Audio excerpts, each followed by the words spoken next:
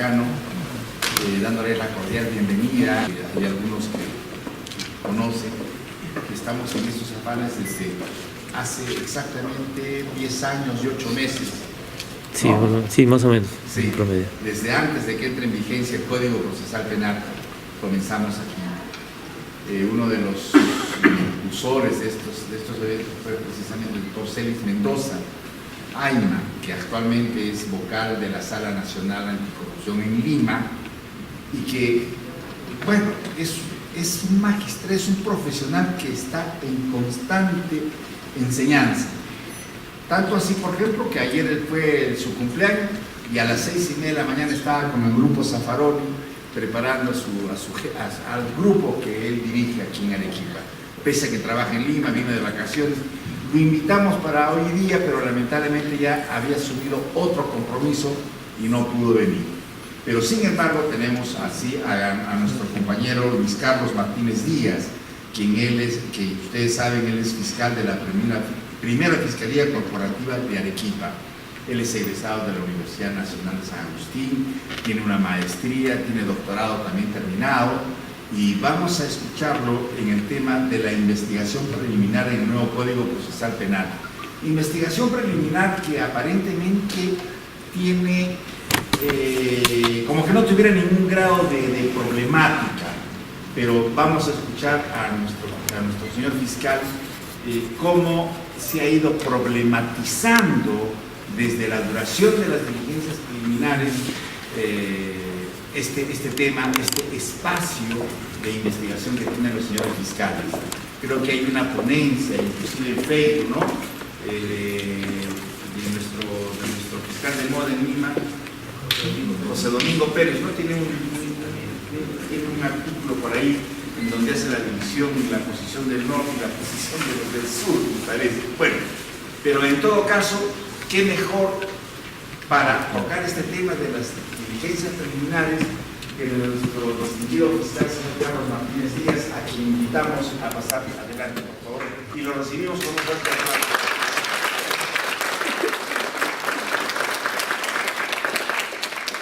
Adelante, por favor. Gracias, muy buenas noches, mis queridos colegas, estudiantes universitarios, cecilistas y algunos amigos del Ministerio Público.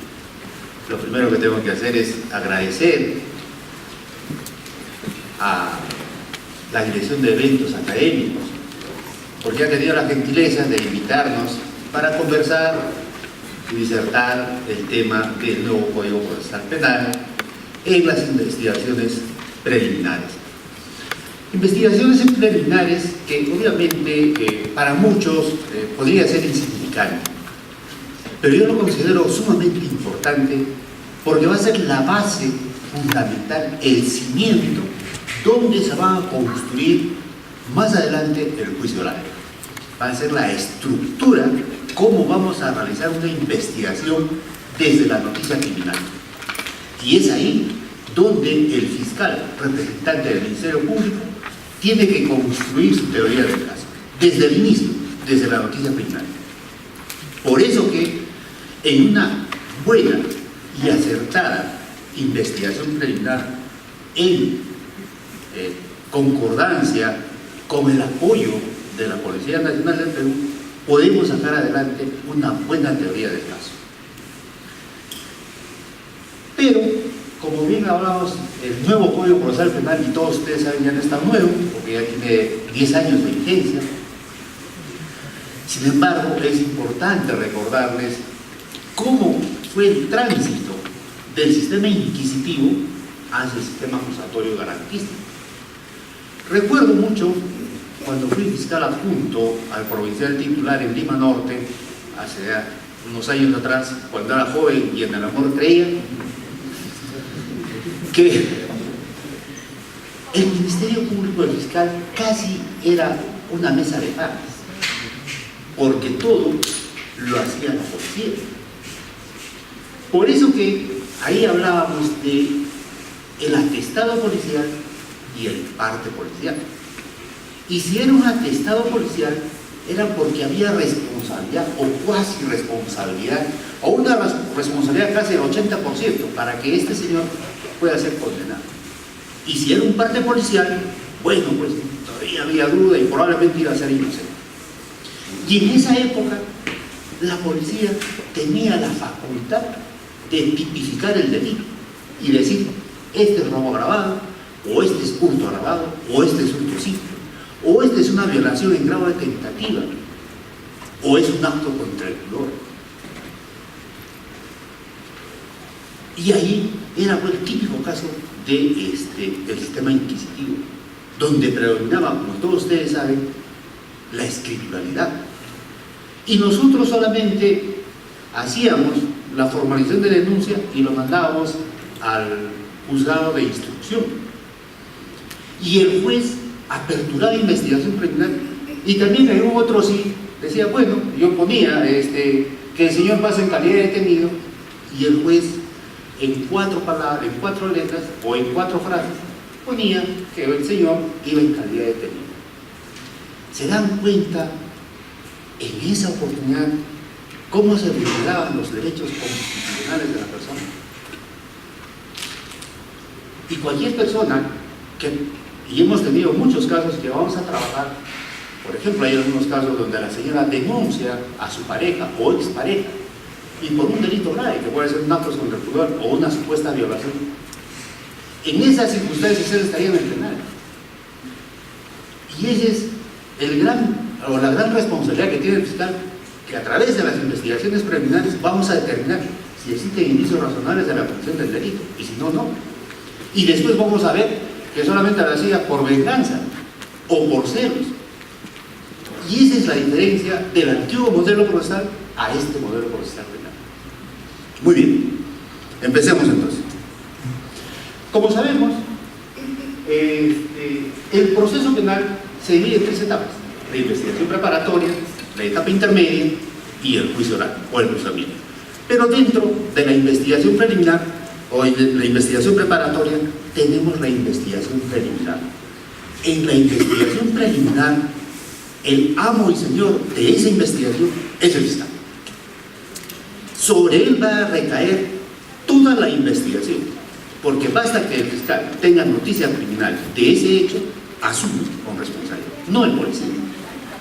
Por eso que la propia Constitución señala que la policía está de apoyo al servicio, no al servicio de servidumbre, sino está para apoyar a la labor del fiscal. La investigación propiamente dicha, la investigación preliminar, como les decía, el titular de este es el fiscal, el Ministerio Público. ¿Y qué es el Ministerio Público?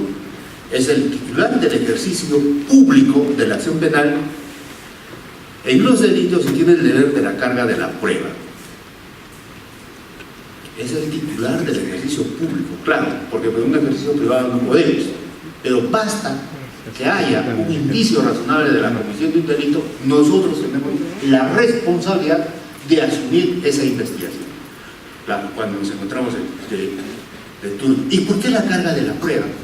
Porque nosotros vamos a probar desde la investigación hasta el juicio oral que esos hechos constituyen delito.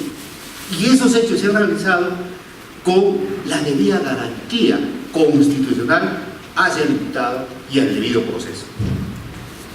Entonces, el fiscal, al tener la noticia criminal o indicios razonables de la comisión de un delito, porque no sabemos, alguna persona puede decir A ha matado a B, o A ha robado a B, o A ha violado a B. Esa es una noticia que tenemos que investigarla dentro del plazo razonable, y luego vamos a pedir probablemente una medida coercitiva o no, pero son indicios.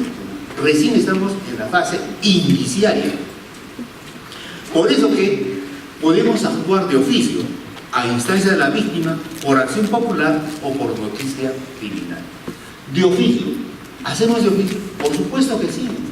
Por ejemplo, hace poco se encontró, hubo la noticia de una noticia de un radio que indicó que en las instalaciones de la Municipalidad Provincial de Arequipa había como 300 laptops, no sé qué, artículos. Ahorita, por ejemplo, hemos escuchado en la mañana que hay 200 contenedores en la Municipalidad de Cerro Colorado que no lo utilizan y están ahí guardados en el almacén, deteriorándose. Esa noticia, si yo estoy de turno hoy día, digo, oh, pucha, qué mal, ¿no? Este alcalde no hace nada, ha comprado, seguro que probablemente se haya comprado dinero, en fin. Ya, pues, y se acabó. Así que nosotros vamos a actuar. No. De inmediato, o mando a mi fiscal adjunto, o yo mismo voy. Y me constituyo al lugar y voy a verificar in situ si es verdad. Esa es la actuación de oficio. Si nosotros en un programa televisivo o en un noticiero vemos que existe indicios razonables de la comisión de un delito, nosotros, pucha, qué pena, cómo la violó, o cómo la maltrató, o cómo le pegó con un ladrillo a su hijo, y ya teníamos que actuar, y en realidad lo hacemos. A instancia de la víctima, ahí vemos cuando las personas van y presentan una denuncia, ya sea en la policía o ya sea en el Ministerio Público. Nosotros estamos las 24 horas de turno. Atendemos normalmente hasta las 7 o 8 de la noche. Pero ustedes tienen, si alguien de ustedes o algún ciudadano tiene que denunciar un hecho delictivo, nosotros estamos en la obligación de atender.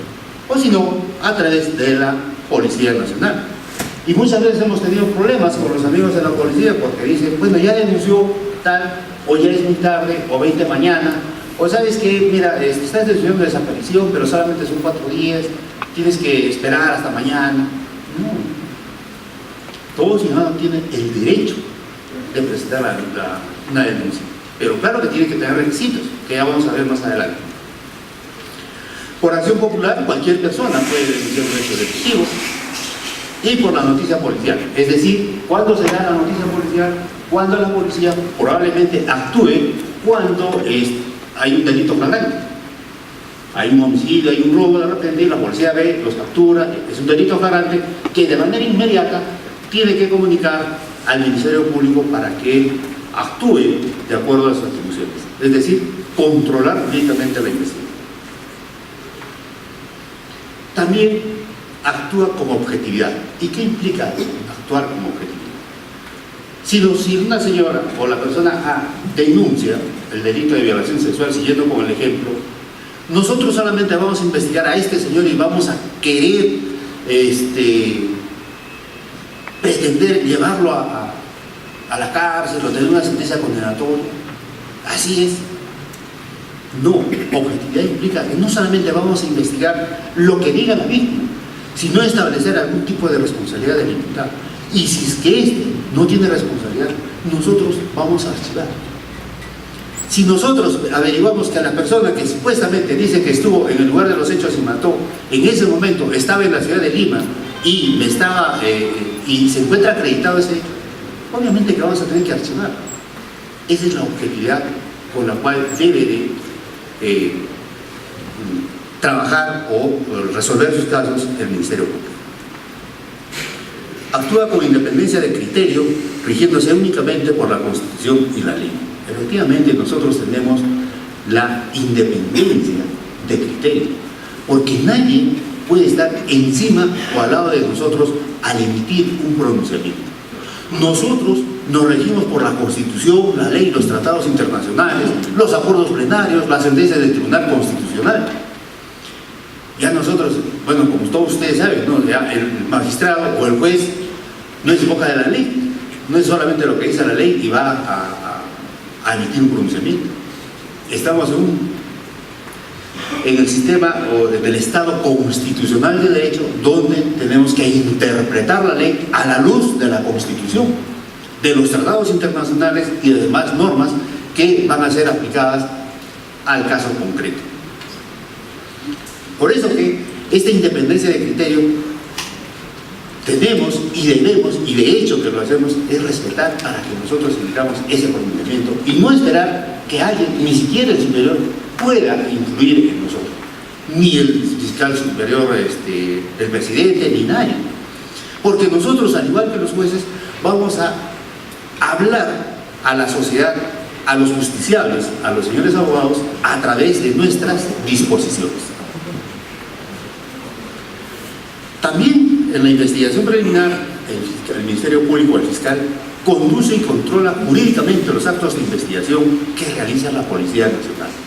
Ahí también es importante establecer que la policía, con la cual nosotros trabajamos de la mano, y muchos tratadistas y muchos estudiosos señalan que es muy importante, y de hecho lo es. La policía es un ente especializado en la investigación. Correcto. Hemos tenido a lo largo del trabajo fiscal algunas desavenencias que, gracias a Dios, a través del diálogo, las conversaciones y los talleres que tenemos, limar algún tipo de asperezas con los amigos de la policía. Porque obviamente ustedes saben que un cambio del sistema inquisitivo al sistema garantista adversarial es muy difícil. Muy difícil. Y si tenemos algunos amigos policías que tienen 30 años de servicio, que son brigadieres, son superiores, cambiar ese sistema de trabajo que tienen es muy, muy difícil. Pero tenemos 10 años en el modelo, estamos cambiando, se ven algunos logros, que también hay dificultades. Chile ha tenido más de 15 años, más o menos tener su código procesal penal. Pero les decimos, sí, muy bien, ustedes tienen, y de hecho están capacitados para investigar. Pero, les digo, si usted me puede decir, o me puede investigar el delito de homicidio, o el delito mejor, el delito de violación sexual en grado de tentativa, y diferéncieme los actos contra el pudor, eso lo hacemos nosotros los fiscales porque tenemos conocimientos jurídicos y sabemos los tipos penales y sabemos qué debemos de investigar, hacia qué delito, porque la investigación en el delito no es toman la declaración de A, B, C, la inspección y listo. Una investigación preliminar no se basa solamente en 4 declaraciones y una inspección. Es diseñar la estrategia de investigación. Yo no puedo investigar un homicidio igual que una violación sexual. O no puedo investigar un hurto agravado con un delito de lavado de activos. Cada tipo penal tiene su estrategia y el fiscal debe conocer esa estrategia. Por eso que el fiscal, y señala la Constitución y el Código Procesal Penal, dirige y controla jurídicamente la investigación. Muy bien. Hablábamos de las facultades de denunciar. Todo ciudadano tiene la facultad de denunciar la comisión de un hecho delictivo. Y el fiscal, a cargo o del turno, tiene el deber de recepcionar esa denuncia. Y no solamente recepcionar, sino investigar. Y si es que son delitos graves, tenemos la obligación de actuar de manera inmediata. Por ejemplo, un delito de negligencia médica, donde aparece probablemente, según el familiar, está en estado de coma. El fiscal de inmediato tenemos que constituirnos al hospital y incautar la historia clínica, porque esa es la historia, lo que ha sucedido paso a paso, no solamente para determinar la enfermedad o el avance, sino el tratamiento que ha tenido este paciente. Entonces tenemos que actuar. Si es que tenemos una noticia criminal de una violación sexual, de inmediato traer a la menor, si es flagrancia delictiva, hacer los oficios correspondientes para pedir reconocimiento médico legal, el examen de integridad sexual, el hisopado vaginal, si probablemente ha habido eyaculación interna, la prenda íntima, de inmediato poner en cadena de custodia y para las pericias correspondientes, y ver si ahí tenemos restos de espermatozoides incompletos, para luego, o posteriormente con la prueba de ADN, verificar que efectivamente el sujeto activo actuó frente a la víctima. Pero, igualmente, teníamos casos que venían y presentaban una denuncia anónima por abajo. Eso en el Código Procesal Penal está proscrito. Ya no, porque el Código Procesal Penal establece que cualquier persona tiene el derecho o la facultad de denunciar un hecho delictuoso, pero debe contener la identidad del denunciante, una narración detallada y veraz de los hechos y, de ser posible, la individualización del presunto responsable. Hemos tenido en algunos casos que vienen y nos presentan 10 tipos penales, 10 delitos: apropiación ilícita, robo agravado, hurto, estafa, estelionato, asociación ilícita para delinquir, y en fin. Entonces nosotros, a él venga el señor abogado, con el respeto que se merece, señor denunciante, porque puede ser el presidente de una asociación de mototaxistas o el presidente de una asociación de vivienda. A ver, ¿por qué me denuncias estafa? ¿Por qué me denuncias robo armado? ¿Por qué me denuncias tal? Y así tenemos que diferenciar. Y luego nosotros tenemos que investigar cada uno y tenemos que pronunciarnos por cada uno de los delitos. Ya no es en una sábana donde no hay lugar a formular de investigación preparatoria por el delito ABC, no, hay pronunciamiento por el delito de robo agravado, pronunciamiento por el delito de estafa, pronunciamiento por el delito de asociación ilícita para delinquir, y eso. ¿Por qué se estudia? Este es el modelo que nos exige a nosotros pronunciarnos por cada uno de estos delitos. Por eso que cuando uno va a denunciar, tiene que denunciar de frente, narrar los hechos de manera veraz, o por lo menos detallada, o por lo menos mínimamente, que nos den algunos insumos para que nosotros podamos investigar. No nos olvidemos que el hecho histórico lo viven las partes, el imputado de la gravedad o las personas que están involucradas en el delito. Nosotros, a través de la investigación, construimos ese hecho, a través de las investigaciones.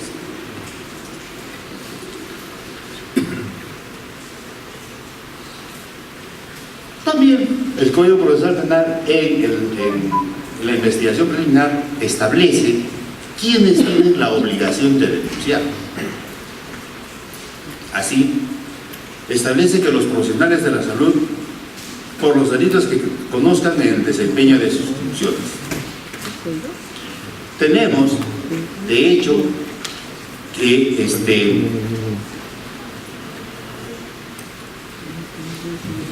médicos del Hospital General, del Hospital Goyeneche, intervienen a niñas de 14 años que están para dar a luz o por el parto. Si esta niña tiene 14 años y 6 meses, por lógica, ¿cuándo se ha embarazado? A los 13 años y menos. Y como ustedes saben, si es menos de 14 años es una violación sexual. Así preste consentimiento. Entonces, ellos tienen la obligación de comunicarnos y nosotros iniciar una investigación. Otro caso recurrente que tenemos normalmente es cuando van personas a hacerse tratar porque tienen dolores en los ovarios o por un aborto incompleto. Y también nosotros tenemos que investigar. Y de hecho hacemos operativos en algunos lugares que ustedes conocen, donde aparentemente realizan ese tipo de actividades ilícitas. Igual, los educadores tienen la obligación de denunciar un hecho delictivo que se hubiese cometido en el centro educativo. Acá es un poco restringido, dice que se hubiesen cometido en el centro educativo. O sea, y si no se ha cometido, no denuncian. Por ejemplo, y también tenemos muchos casos, lamentablemente, de violación sexual, cuando la tutora o la psicóloga toman conocimiento de ese hecho. Y el profesor, por no hacer problemas, no dice nada, pero después nos enteramos, porque vienen los del CEN o la propia psicóloga o la profesora. Y ahí iniciamos nuestra investigación. Y obviamente que el director, si es que no ha comunicado ese hecho, que está obligado a hacerlo, tiene un tipo de responsabilidad penal. Entonces, ellos son los obligados a comunicar la existencia o los indicios de un hecho delictivo. Finalmente, también tienen los funcionarios que en razón de su cargo conozcan la realización de un hecho punible.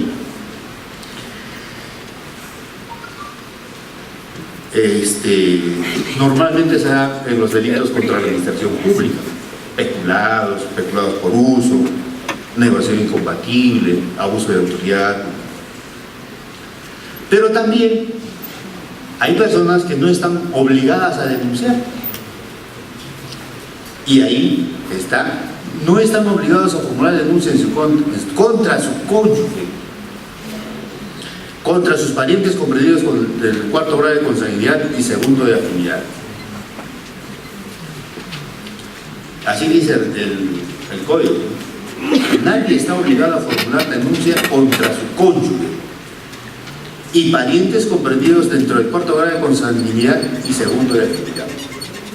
Muy bien. Y la pregunta es, ¿y la concubina o el concubino? ¿Sí? A es la concubina, B es el concubino. Pero esta señora tiene una hija de 16 años y se entera de que su concubino la ha violado. Ella está obligada a denunciar. Porque el Código Procesal Penal dice: nadie está obligado a formular denuncia contra su cónyuge, parientes comprendidos desde el cuarto grado de consanguinidad o segundo de afinidad. ¿Qué opinan? ¿Debería? ¿Se dan cuenta cuán importante es la interpretación que nosotros hacemos de la norma? Yo creo que sí. Debería de denunciar. Los profesionales amparados en el secreto profesional, ¿quiénes? Nosotros, los colegas abogados, los que van a ser abogados, porque si alguien viene y me dice: señor doctor, ¿sabe qué? Que he robado, quiero que me ayude, que me asesore, no estoy obligado a denunciar este hecho. Incluso el propio homicidio, incluso la propia violación sexual, porque estamos amparados en este secreto profesional. ¿Quiénes más? Los psicólogos, que dicen sí, por su terapia, conocen eso. Los psiquiatras, el cura, también.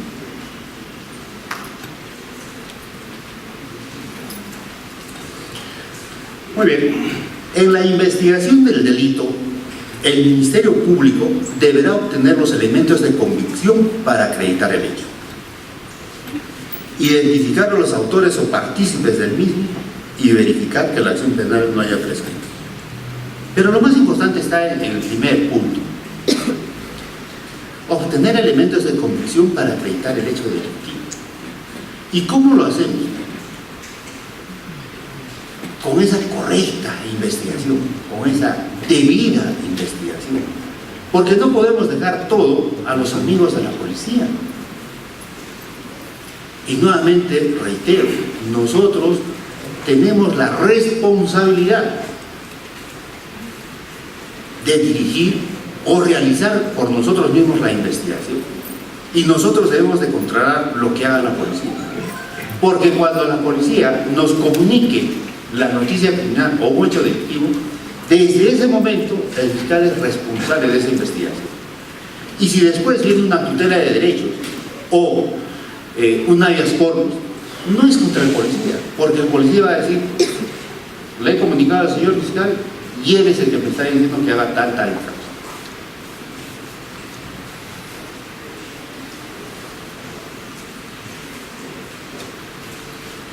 En la investigación del delito, el fiscal decide la estrategia de la investigación del delito, decide la estrategia de la investigación del delito. Como les decía, yo no voy a investigar igual un homicidio que una violación sexual. Esa es la estrategia. ¿Qué necesito yo para investigar ese hecho y que sea fructífero? Recuerdo una vez, acá hubo un caso sonado del Pollo Real. El Pollo Real tenía su sede principal y tenía 4 sucursales. Y la sede principal la estaban remodelando. Y ahí había como 15 trabajadores de construcción civil que normalmente estaban en la noche y traían los materiales a las 7 de la noche, 8 de la noche, para que no perjudiquen el tránsito, por acá por la calle Piérola, creo que es al frente del Banco de la Nación. Y a las 12 de la noche venían los trabajadores, los cajeros de las sucursales y dejaban el dinero en la principal y le dejaban al cuidante. Una persona de 60 años aproximadamente y tenía como 95 kilos de peso. Una persona robusta. Y algunos de los trabajadores se dieron cuenta, porque como les digo, venían a las 8 de la noche para guardar los materiales y no obstaculizan el tránsito, y se quedaban hasta las 11, 12, y se daban cuenta que venían cajas. Y uno de esos días, 5 acordaron quedarse y robar ese dinero. Así es que normalmente salen a las 5 de la tarde y se van. Y estos 5 se quedaron en el tercer piso. Pasa a las 12 de la noche, a la 1 más o menos bajan. Ya después de que vinieron los carros y guardó el señor. Bajan y empiezan a agredirlo. Él se da cuenta, reacciona y reconoce. Oye, pero sí, te conozco. Y agarran y le dan. Lo golpean tanto que lo matan. Lo golpean casi todo el cuerpo, agarran con el ladrillo, le dan la cabeza, agarraban unos fierros, le pegaron y finalmente con el cable de luz lo ahorcaron y lo metieron en una zanja. Listo. Cuando nos comunican, vamos al lugar y ahí había un grupo de homicidios y estaba el grupo policía de robos y estaba acá los peritos y estaba el fiscal y ahí decía el de homicidios, este es homicidio, voy a entrar a la escena, y el de robos, eso es de robos, este es un robo, yo voy a entrar, y el fiscal estaba ahí. Si hubiésemos estado en la etapa inquisitiva, probablemente el fiscal hubiera sido un convidado de piedra o un observador más, pero en este modelo procesal no. Desde ese momento el fiscal debe de crear su teoría del caso.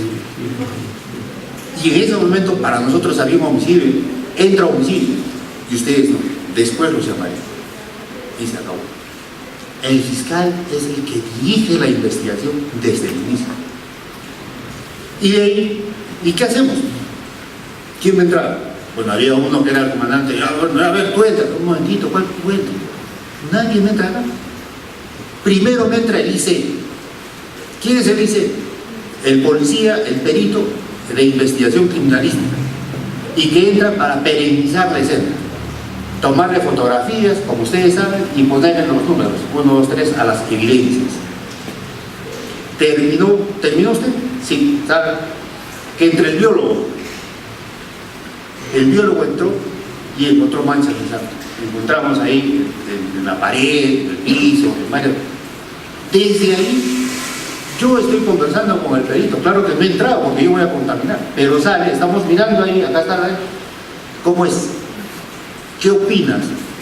Sí, doctor, acá ha habido un charco de sangre, un poco de carro, no sé. Acá ha habido un arrastre, doctor, pero él ha estado parado porque la sangre ha caído y se mira ahí las gotas. Y ahí ha estado ya moribundo. Ya está. Ya nos estamos formando nuestra teoría del caso y cómo ha sido.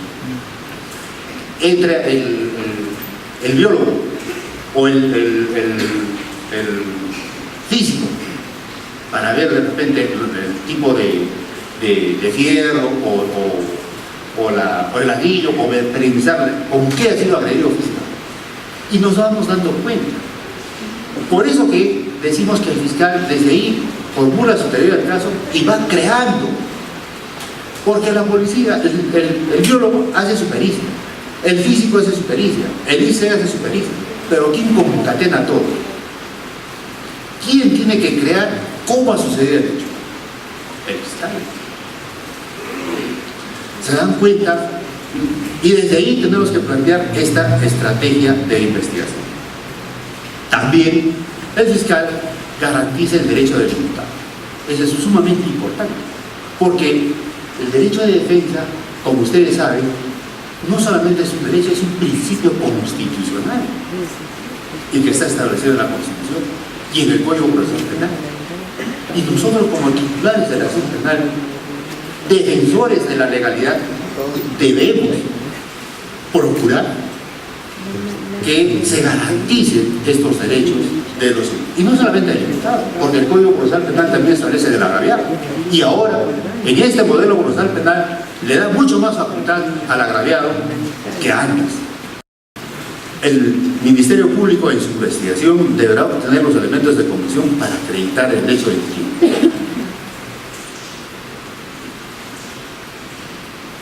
Verificar a los autores o partícipes. Ahí también tenemos que diferenciar desde ese momento. Y tenemos que acudir a la doctrina. Este señor tiene la calidad de autor, coautor, cómplice primario, cómplice secundario. En el robo agravado, este señor estuvo en la esquina de Campana. Él es autor, él es coautor, es un cómplice, pero tenemos que saber. O es un instigador, ¿a título de qué? Vamos a formalizar investigación preparatoria después. Pero para la formalización solamente es necesario identificar si él ha participado en el hecho. Muy bien, el fiscal realiza las primeras diligencias preliminares o dispone que realice la Policía Nacional, pero siempre bajo su control o su conducción y control. Y como les decía, ahí hemos tenido algunos problemas, pero ahora, por lo menos en Arequipa, a diferencia de otros distritos fiscales, por ejemplo en Trujillo, que había una confrontación muy seria entre el Ministerio Público y los fiscales. Que el fiscal denunciaba al coronel, el coronel al fiscal, que levantaban actas. Y nosotros siempre hemos dicho que eso no es bueno. Porque si eso es así y vamos a estar divididos, quien va a reinar va a ser la delincuencia. Y quien va a ganar va a ser la delincuencia. En este sistema de administración de justicia, todos cumplimos un rol. Y de hecho que es un rol importante. El juez, el fiscal, el defensor público o privado, la Policía Nacional, los peritos, todos cumplimos un rol muy importante.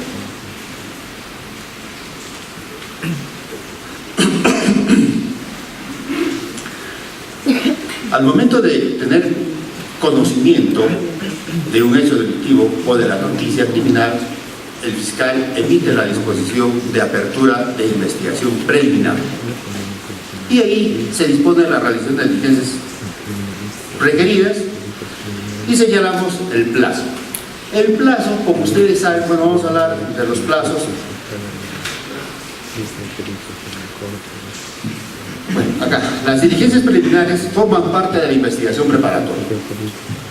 No podrá repetirse una vez formalizada la investigación y procede su ampliación si dicha diligencia resultara indispensable, siempre que se advierta un grave defecto de su actuación o deba completarse como consecuencia de la incorporación de nuevos elementos de conflicto. Claro, porque en la etapa de la investigación preparatoria comprende además la investigación preliminar.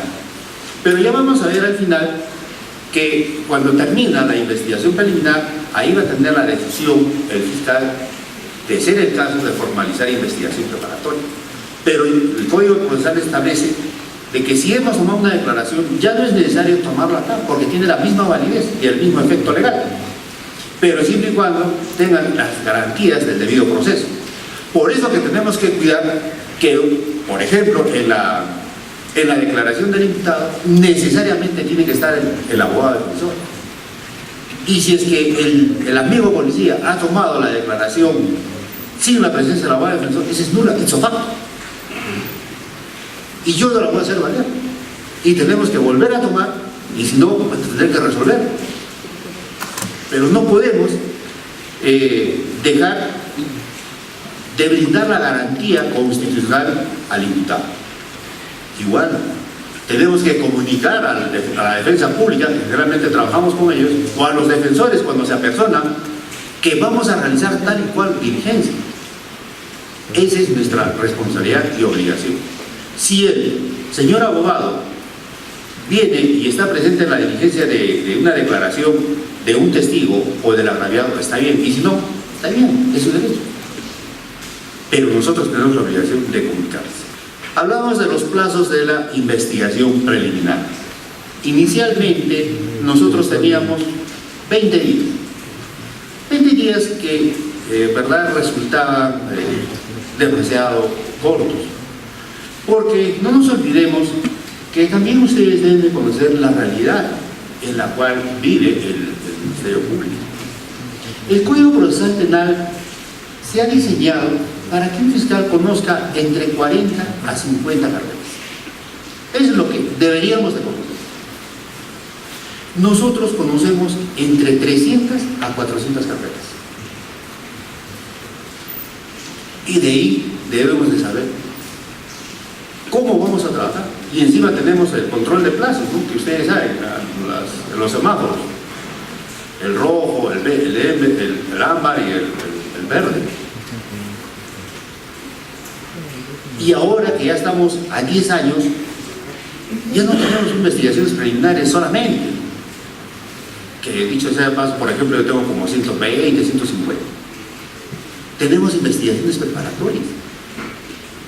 Tenemos juicios orales. Y si tenemos un juicio oral relativamente complicado, de connotación, tenemos que prepararnos. Si tenemos un caso, por ejemplo, el que tuve el último hace unos años de Pegatur, que 4 chicos mataron a un taxista, y ahí tenía senda prueba. O el caso del Pollo Real, teníamos imputados, teníamos 15 testigos, teníamos peritos, teníamos la policía, teníamos un bagaje de trabajar. Y eso hay que preparar en juicio oral. Y eso requiere tiempo, y requiere una semana. Y a veces el juicio dura 3 meses. Entonces, todo eso es necesario que ustedes conozcan, porque así es nuestra realidad y así trabajamos. Sin embargo, posteriormente, este plazo de 20 días ya ha sido ampliado a 60 días. Y este plazo, como ustedes saben, está en el artículo 334, inciso 2 del Código Procesal Penal. Y esta ampliación se dio a través de la ley 30.076. Y ahora ya podemos trabajar relativamente para investigar cada uno de los casos. Porque cada uno de los casos tiene su complejidad. Cada uno de los casos tiene sus aristas. Y cada uno de los casos, o detrás de cada uno de los casos, existen personas como nosotros, preocupados por el plazo o preocupados cómo va a resolver el fiscal. Tenemos que humanizarnos al ver cada uno de los casos que tenemos que resolver o investigar y posteriormente resolver.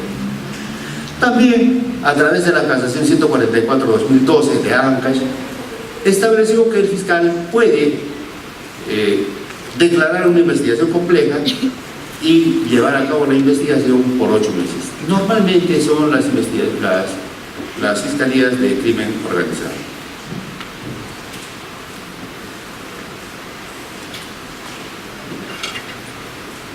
Ahora, respecto de los casos de flagrancia delictiva. Como todos ustedes saben, tenemos la flagrancia, pasoflagrancia y la presunción de flagrancia. Pero anteriormente teníamos el plazo de 24 horas.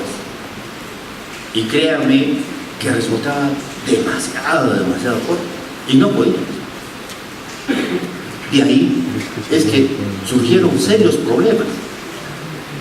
Porque algunos amigos de la defensa pública estaban atentos a que se me vencía el plazo de 24 horas. Y aparte de las otras diligencias que tenía, y si yo sabía que iba a pedir prisión preventiva, en este caso, tenía que tener los actuados mínimamente unas 2 o 3 horas antes para poder formalizar investigación preparatoria y plantear el requerimiento de prisión preventiva. Como ustedes saben, el fiscal hace disposiciones, requerimientos, disposiciones de apertura de investigación, de formalización de investigación de preparatoria, disposiciones de conclusión de investigación, requerimiento de prisión preventiva, requerimiento el requerimiento acusatorio o el requerimiento de sobreseimiento, y también las providencias que son de mera actividad. Y hubo un caso sonado, como ustedes deben saber también, en la ciudad de Lima, y justo en el cono norte, que eran los malditos de Condevilla, y tenían el plazo de 24 horas, y hubo un problema con la fiscal que estaba a cargo del caso, y no llegaron los actuados, la fiscal no logró presentar el requerimiento de prisión preventiva, tuvo que darle libertad, y ahí hubo el conflicto de la policía, el general de la policía con la fiscalía, y ahí se vio que era prudente darnos un poco más de tiempo. Y tenemos estas 48 horas que sí consideramos que es apropiado, por lo menos, para investigar inicialmente el delito. Inicialmente les digo porque la investigación no acaba en el término de las 48 horas, porque ahí formalizamos investigación preparatoria y tenemos los 4 meses para seguir investigando. Pero la esencia de la investigación, como les decía en el inicio de la exposición, el cimiento de esto es en la investigación preliminar. Porque si no tenemos una investigación en este nivel, por gusto vamos a ir allá. Si es que están mal redactadas las actas de intervención, el acta de incautación, o no hay un recojo de evidencia, o hay defectos que van a traer nulidades, ¿para qué morir a juicio oral? Y vamos a perder 6 meses, 8 meses, si no tenemos esta buena investigación en la investigación preliminar. Muy bien. Después de las 48 horas, ustedes saben también que para los delitos de terrorismo, espionaje, tráfico ilícito de drogas y los delitos cometidos por organizaciones criminales, el plazo es de 15 días. Pero también tenemos, cuando ya no hay detenidos en flagrancia, tenemos la detención preliminar judicial. Esto está establecido en el 261.1 del Código Procesal Penal. Y cuando nosotros pedimos o instamos al órgano jurisdiccional la detención preliminar judicial, fundamentalmente lo hacemos cuando no se presenta el supuesto de flagrancia. Pero existen razones plausibles para considerar que una persona ha cometido el delito sancionado con una pena superior a 4 años. Y también existe el riesgo.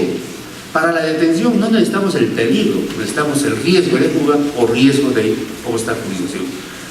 Si bien es cierto, es una medida coercitiva, pero no es el extremo como es la prisión preventiva.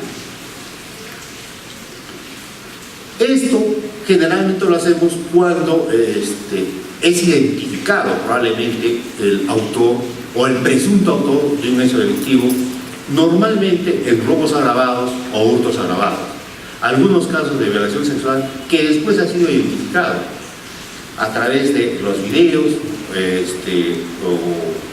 o algunas pericias antropológicas que hemos realizado con el presunto autor. También podemos pedir la detención preliminar judicial cuando es sorprendido en flagrante delito, pero logra huir, evadirse o evitar la detención. Y finalmente, cuando el detenido se fugare de un centro de detención preliminar. Y de hecho ha habido. Hemos tenido algunos casos cuando estuvo detenido en una determinada dependencia policial y se fugó. Incluso acá hemos tenido, cuando lo traíamos para una audiencia de prisión preventiva y del propio Poder Judicial se escapaba. Los plazos de detención preliminar establece el Código Procesal Penal que es de 72 horas. Pero también podemos solicitar, cuando las circunstancias sean de especial complejidad, nos pueden dar una detención preliminar por el plazo de 7 días. Y tratándose de delitos cometidos por organizaciones criminales, tenemos el plazo de 10 días. Y el plazo para terrorismo, espionaje y tráfico ilícito de drogas es de 15 días.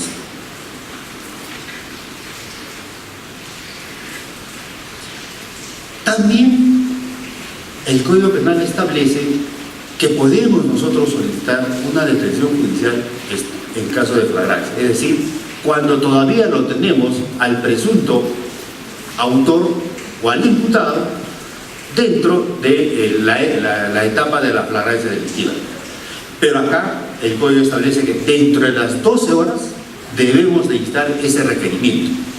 Y podemos requerir la detención judicial en un plazo máximo de 7 días cuando se tratan de delitos comunes, y cuando se tratan de delitos por organización criminal, la detención judicial por flagrancia puede durar hasta 10 días. Muy poco hemos hecho uso de este artículo de solicitar la detención judicial por el plazo máximo de 7 días, generalmente cuando se trata de robos agravados y hay pluralidad de actores.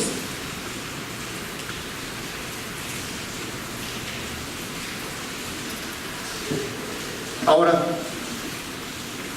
tenemos durante la investigación preliminar actos que requieren la autorización judicial, y también tenemos actos que no requieren la autorización judicial para que nosotros podamos seguir investigando.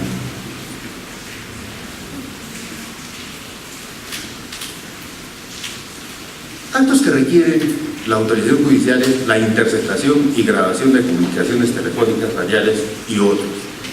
Y casualmente, como ustedes saben, el tema del caso del Callao y de los delitos de cuello blanco fueron por esto, porque se solicitó la autorización para la interceptación de comunicaciones telefónicas, y de ahí empezó la comisión de un hecho delictivo, que todos nosotros sabemos.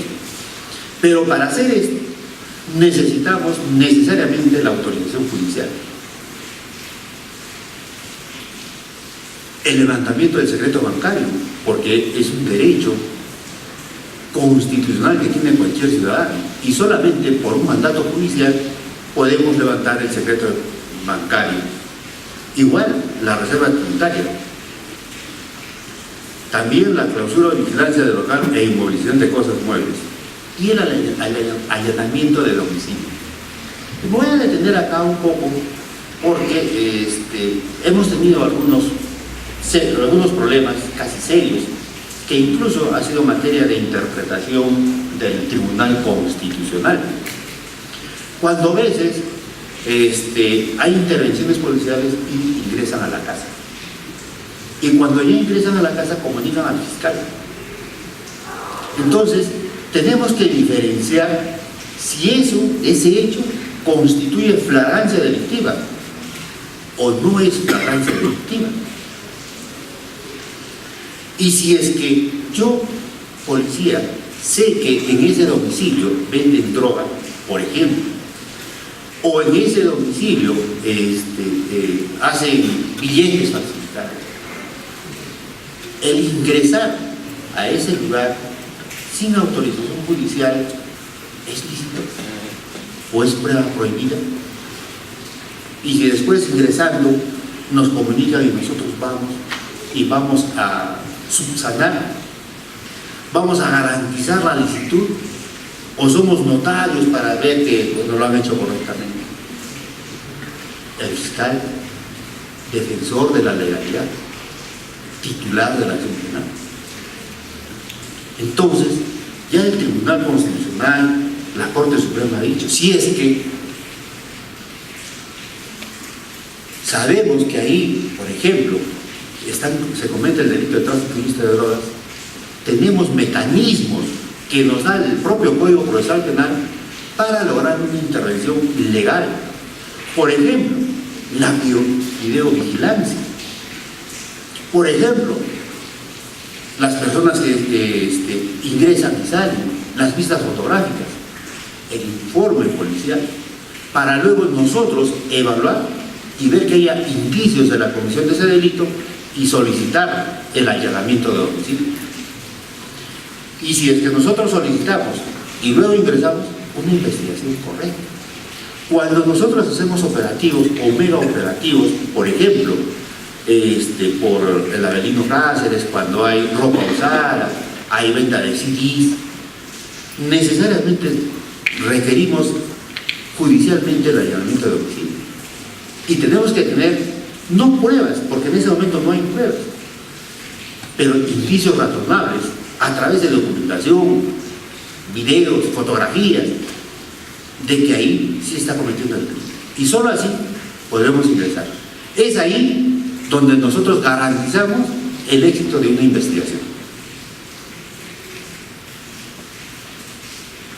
Actos que no requieren autorización judicial, tenemos la videovigilancia, como hemos dicho, fotos, imágenes y otras técnicas de observación externas, porque para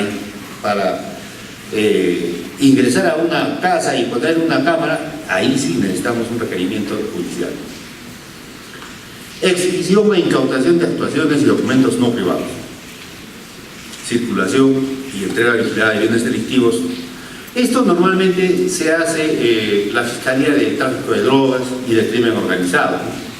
Cuando hacemos la circulación y entrega vigilada de bienes delictivos, por ejemplo, el tráfico de drogas, cuando traen la droga del RAE, pasa por Ayacucho, viene por Arequipa, se va a Tacna y entra finalmente a Chile. Y hay trabajos que se hacen para lograr detener, procesar y dictar una sentencia condenatoria a esta organización criminal. Y también el agente encubierto, que es un efectivo policial que ingresa a una organización criminal a efecto de descubrirla y lograr la detención de estas personas. Pero,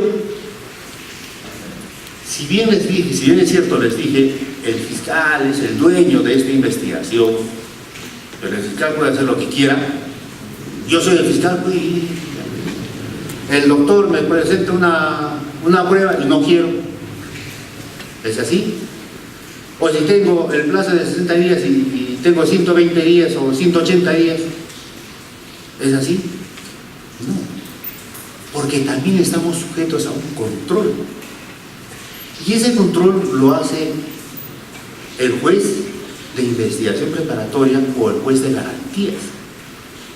Ya probablemente más adelante hablaremos del tema de investigación preparatoria, el tema intermedio, porque ahí cumple un rol importante el juez, pero en la investigación preparatoria cuando ya formalizamos. Pero acá estamos en la etapa de investigación preliminar. Pero aún así, no solamente el fiscal como titular de la acción penal y defensor de la legalidad va a tener actos arbitrarios. No nos olvidemos de los principios constitucionales, del debido proceso, de la tutela jurisdiccional efectiva. ¿O acaso no alcanza el Ministerio Público? Por supuesto que sí. Y no solamente alcanza, sino que debemos de garantizar que eso se dé desde los actos iniciales de investigación. Si eso es así, estamos bien. Pero si hay alguna omisión, algún error, algún exceso, los justiciables y los señores abogados tienen las armas para pedir, por ejemplo, o presentar una tutela de derechos. Esto establecido en el 71.4 del Código Procesal Penal. Y ahí establece, cuando el imputado considere que durante las diligencias preliminares o también en la investigación preparatoria sus derechos no son respetados, o que es objeto de medidas limitativas de derechos indebidos o de requerimientos ilegales, y puede acudir en vía de tutela al juez de investigación preparatoria para subsanar esa omisión. A veces dicen, bueno, esta tutela de derechos es como un habeas corpus chiquitito. Claro, porque va a garantizar el debido proceso y la tutela jurisdiccional efectiva. Y también el control de plazo, porque si bien es cierto, de 20 días nos han subido a 60 y que podemos prorrogarlo, pero eso no quiere decir que vamos a tener 4 o 5 meses o 6 meses, a no ser que sea una investigación compleja, con varios imputados, varios agraviados o varios actos de investigación que realizar y que podemos declarar compleja a través de esta casación de actas que les hemos indicado hace un momento. Muy bien. Ahora, hicimos todas las diligencias preliminares, puede ser durante las 48 horas que tenemos en flagrancia delictiva o durante los 60 días que tenemos para la realización o por los 60 días prorrogados. ¿Y qué hacemos? Una vez que se realizan todos estos actos de investigación, el fiscal tiene 3 opciones. 1, formalizar investigación preparatoria. 2, disponer del archivo definitivo o provisional según sea el caso y tener esas salidas porque también existen esas salidas a nivel preliminar, esas salidas alternativas. Y como está establecido ahí, el principio de oportunidad, el acuerdo reparatorio y ahora el proceso inmediato. Para formalizar investigación preparatoria establecida en el 336 de la norma adjetiva, el fiscal puede disponer la formalización y continuación de investigación preparatoria, y esta tiene que ser comunicada al juez. Y desde ahí van a empezar a correr los plazos de investigación. Pero para formalizar investigación tenemos que tener ciertos requisitos que eran casi similares cuando se aperturaba investigación preliminar, y es que exista indicios reveladores de la existencia del delito, que la acción penal no haya prescrito, que se haya individualizado al imputado y que se haya satisfecho, de ser el caso, requisitos de posibilidad. Muy bien, individualizado al imputado, individualizado al imputado. ¿Y qué pasa si este imputado no tiene DNI? Nunca ha sacado un DNI y que nos ha presentado caso. ¿Podemos formalizar? La respuesta es sí. Sí podemos, porque todavía tenemos el plazo de 4 meses para poder identificarlo plenamente. Y ya no necesariamente la ficha RENIEC, ¿no?, sino el sistema de AFIS, y hay otros mecanismos. Pero sí podemos formalizar investigación preparatoria. Que la acción penal no haya prescrito, claro, ahí tenemos que ver el tema de la prescripción ordinaria o la extraordinaria. Pero acá lo más importante también es la existencia de indicios reveladores, Si es un hurto agravado, para formalizar, debo tener la noticia del agraviado, debo tener el acta de intervención policial que lo encuentran al imputado, debo tener probablemente el acta de registro personal donde le encuentran el celular, tengo el video o la cámara de seguridad donde aparece que efectivamente lo estaba sosteniendo. Entonces tenemos ahí esos indicios reveladores. Pero si no tenemos, si por ejemplo la señorita dice me ha robado tal persona, y a las 2 horas la policía va en busca y dice probablemente sea él, y él es un estudiante de la UNSA que estaba caminando por ahí, se estaba yendo a su casa, y cuando le hacen el registro personal no le encuentran nada, ¿podría formalizar investigación preparatoria contra este joven? ¿Qué indicios razonables tengo o reveladores de la existencia de las indicaciones? Pero tenemos el acuerdo plenario 2 del 2009 que dice la verosimilitud, la persistencia de la incriminación. ¿Y qué es la verosimilitud? Que la noticia, que la denuncia no solamente sea ordenada, sino esta denuncia debe ser corroborada con otros actos de investigación. ¿Y qué otros actos de investigación tenemos? Lo que les dije: el acta de intervención, el acta de registro personal, la cadena de custodia del celular o el video. Eso va a corroborar que esa persona ha sido víctima de un hurto agravado. Igual en un delito de homicidio, en un delito de violación sexual. Entonces tenemos que tener esos indicios normales para establecer que ese hecho constituye delito y que esta persona es el presunto responsable. Eso es la individualización, no identificación de la persona, la individualización y el grado de participación que tiene esa persona respecto al hecho delictivo.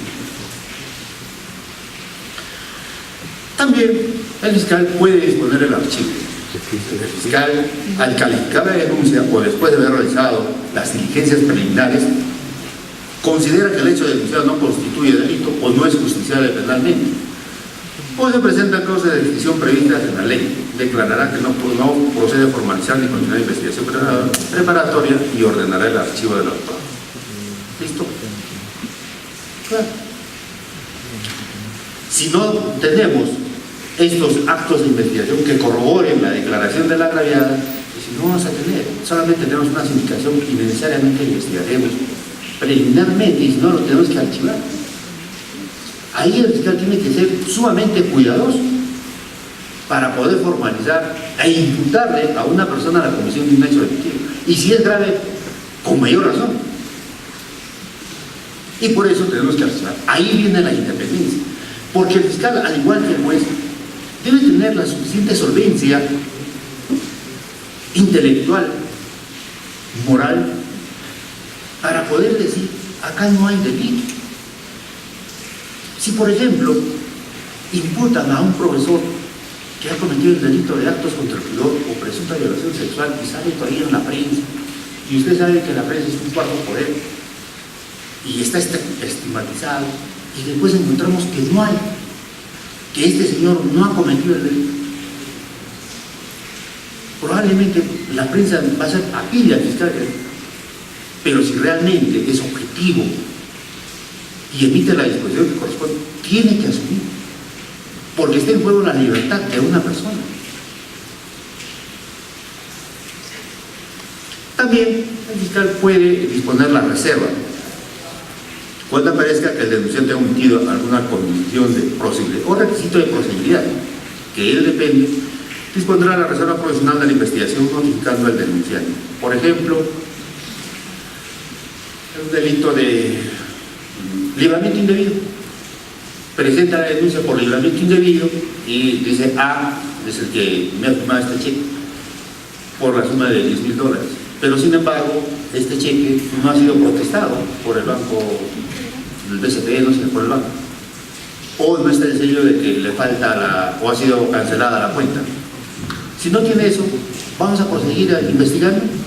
No, ¿por qué vamos a investigar? Si la esencia del libramiento indebido es el sello de protesto de cuenta cancelada, por eso que lo reservamos, y si no, lo archivamos definitivamente. Muy bien, pero ante la disposición de declarar no al lugar a formalizar investigación preparatoria, la parte agraviada tiene el derecho de interponer el recurso de queja. Y esto está establecido en el 334.5 de nuestra norma, de nuestro Código Procesal Penal.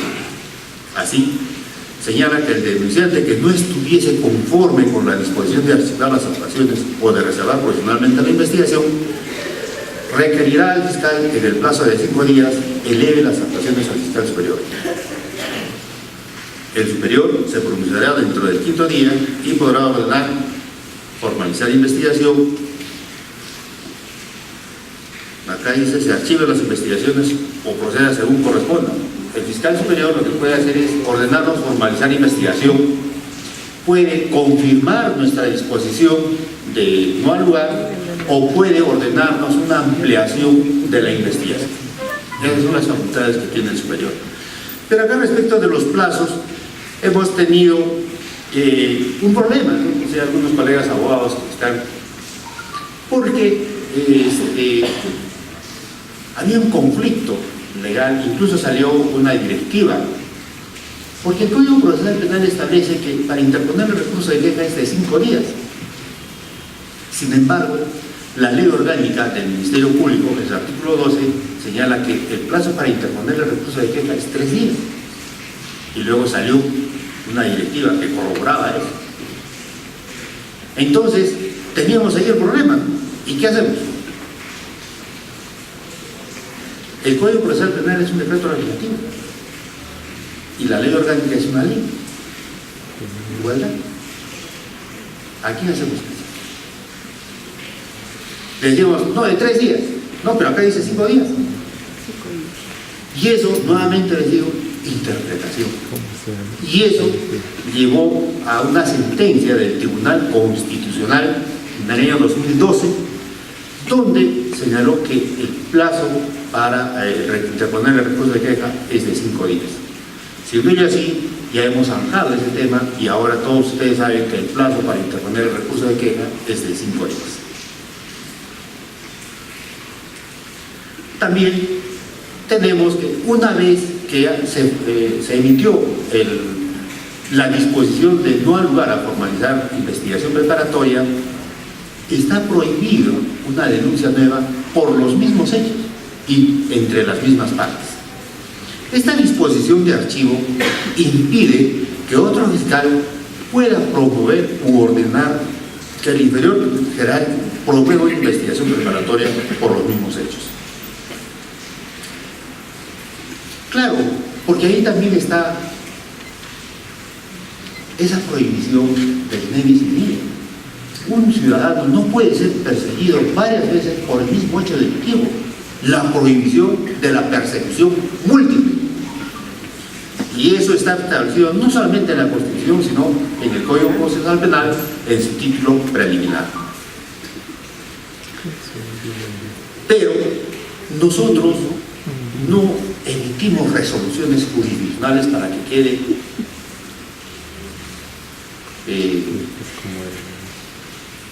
una resolución firme. Nosotros emitimos disposiciones y queda como cosa decidida, no es cosa juzgada.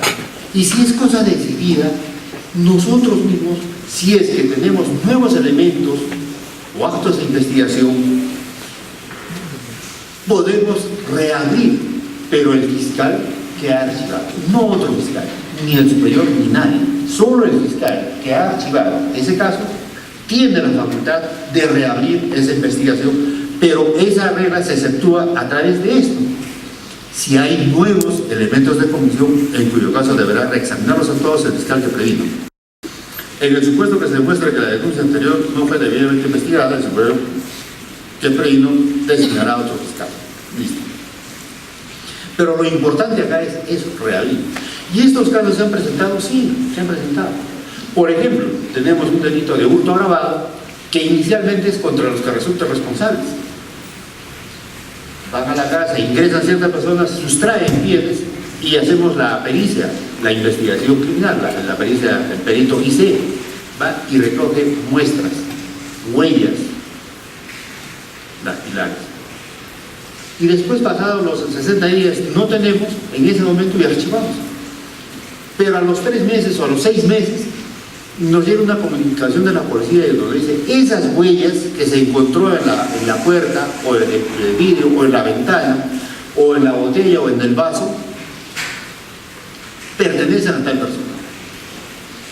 Ya tenemos un nuevo indicio y reabrimos el caso para determinar si esa persona estuvo ahí y sustrajo los bienes.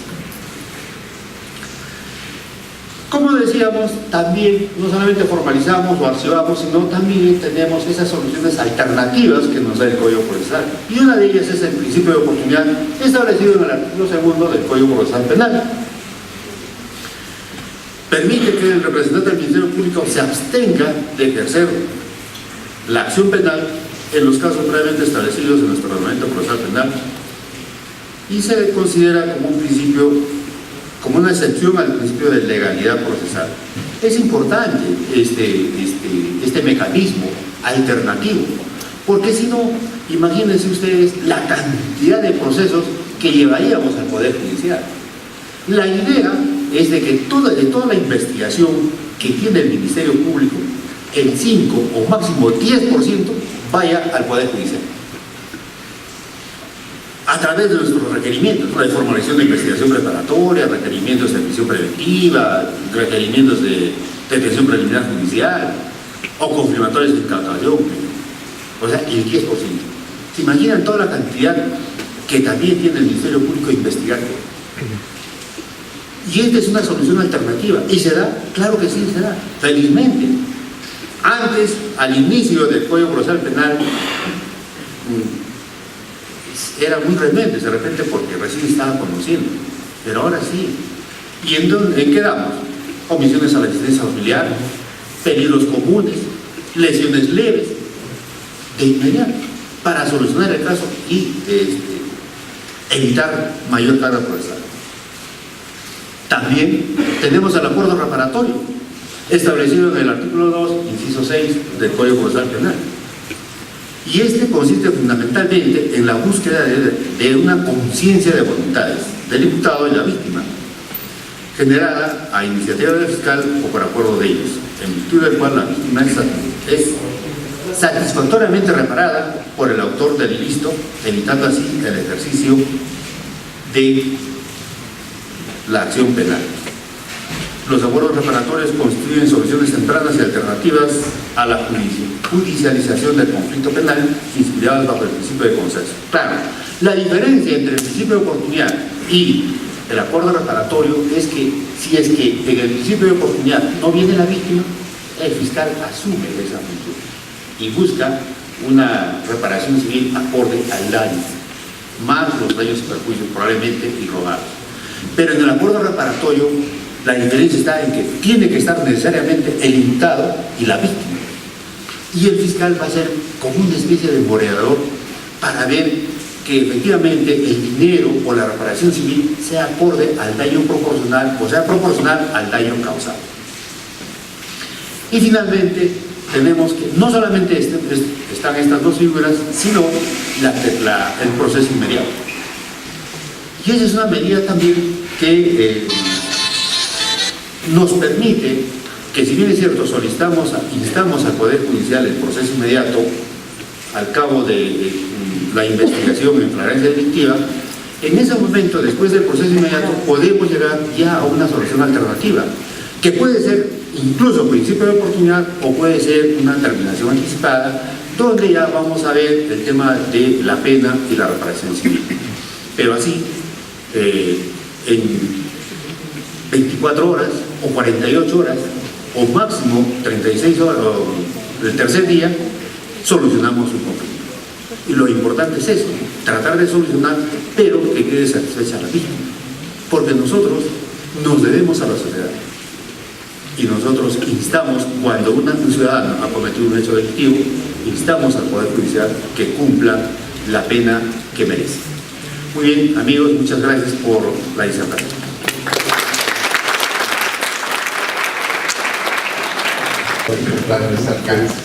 Vamos a dar lugar a algunas preguntas que tengan ustedes a bien hacer. La sentencia ha salido absuelto el imputado, pero se han encontrado muchos ordenadores que existe otro imputado y se promueve nuevamente la investigación. ¿Qué plazo hay para la investigación con este nuevo imputado?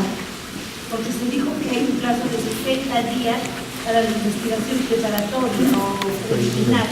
En este caso, ¿existe investigación preliminar?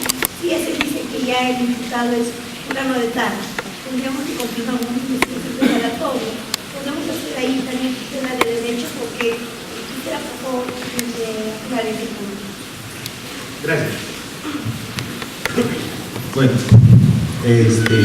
si me dice usted que un imputado después de un proceso judicial ha sido absuelto, sin embargo aparecen indicios razonables que ha participado otra persona, en ese caso mandan copias certificadas de todos los actuados al Ministerio Público y el fiscal procede a aperturar investigación y tiene el plazo de 60 días para investigar.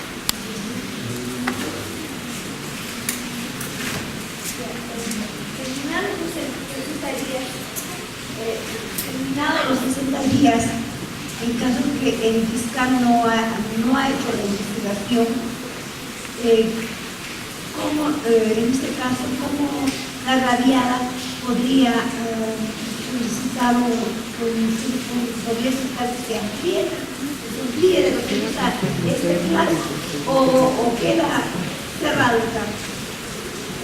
No. Como les decía, nosotros tenemos 60 días para investigar preliminarmente ese hecho y podemos incluso ampliarlo por 60 días más. Pasados los otros 60 días, ahí tenemos que definir esas tres facultades que tenemos. Como decía, formalizar investigación, archivar o ver un tipo de solución temprana. Pero el plazo es como una investigación nueva que tenemos como base las copias certificadas que nos han dado el órgano. Pero son 60 días ampliados a nosotros 60 más. Y si es que ya no,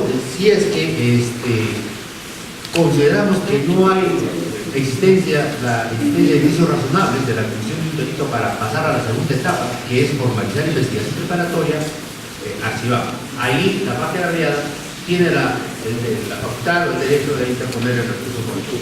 Disculpe que de repente, porque estoy un poco atenta, no me entender.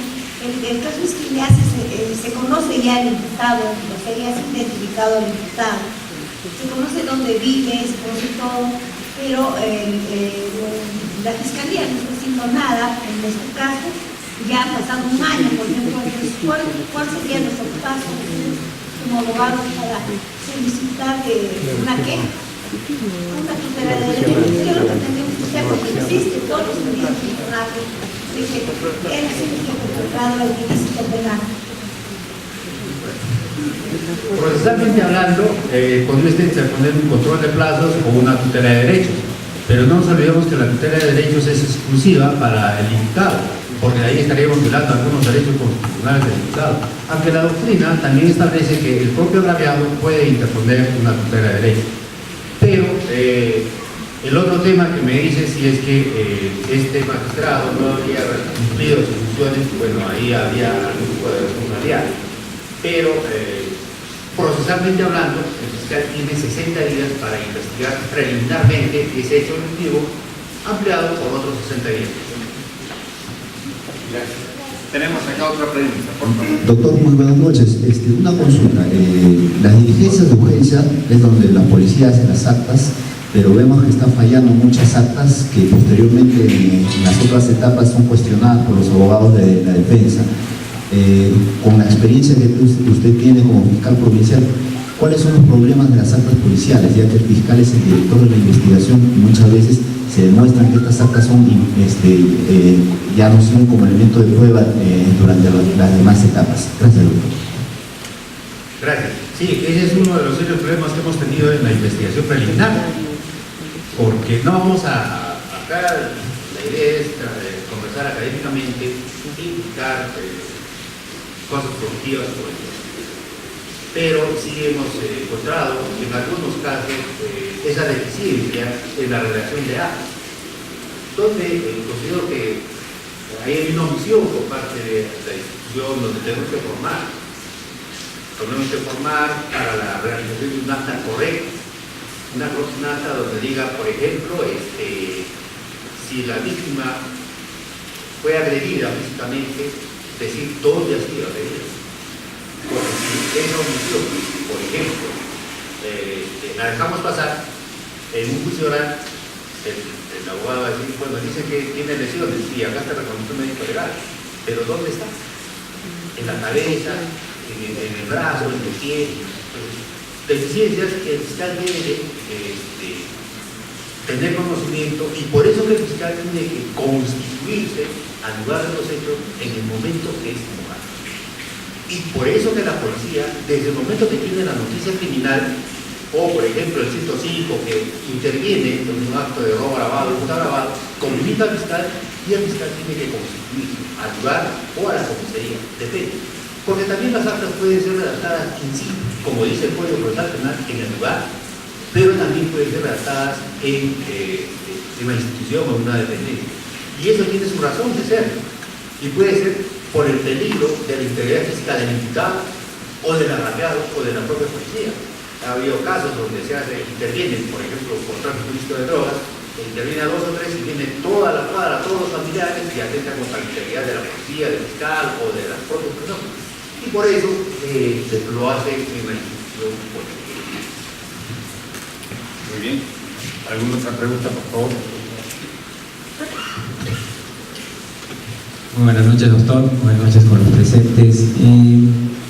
Una pregunta en este caso, en el caso de, digamos que en este caso una investigación termina en una conclusión anticipada o principio de oportunidad, etcétera, y luego posteriormente el fiscal observa que, digamos, hay otro delito, ¿podría hacer una investigación con los mismos medios probatorios que, digamos, ya había reconocido en este caso el imputado? No, ya no. Si nosotros, por ejemplo, se ha investigado preliminarmente un hecho delictuoso y se ha formalizado investigación preparatoria, que ya es la otra etapa, incluso si hemos llegado a la etapa intermedia a un juicio oral y vemos que hay otra persona que está involucrada o hay otro hecho delictuoso que tiene connotación penal, un delito penal, lo que se hace es sacar copias certificadas e investigar. No nos olvidemos que no podemos soslayar el derecho de defensa que tiene toda persona. Y todo imputado tiene que tener, saber por qué se está siendo investigado, conocer sus derechos y ejercer su derecho de defensa, que es lo más importante. Entonces sacamos copia de eso. Muy bien. ¿Otra pregunta? Bueno, Carlos, queremos agradecerte infinitamente estos alcances que nos has efectuado y te comprometemos para una futura ponencia. Lo despedimos con un fuerte aplauso.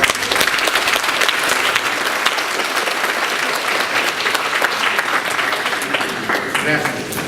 A ustedes.